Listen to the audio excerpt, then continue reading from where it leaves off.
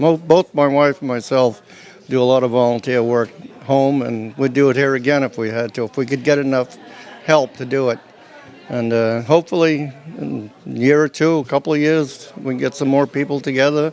We'll start it all over again. We got so many gifts tonight with different things on them, and one's better than the other.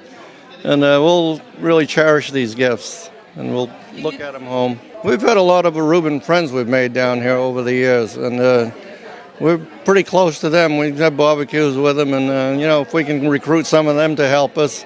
Marcelino, he's a very active member with us here, and he's very good. This is my third annual fundraiser. It's I call it the Miss Canada's third annual beach volleyball tournament in Aruba for charity. And this year, I raised $7,891.50, and the money went to. I worked hand in hand with ProTech to make sure that Ambiente Feliz they will have air conditioning in their building, and I'm so happy about that because I went to an event. Valentine's Day, and it was so hot I can't tell you. So you know that air conditioning is a necessity in Aruba. Like, that's no question. And so for many years, they never had air conditioning.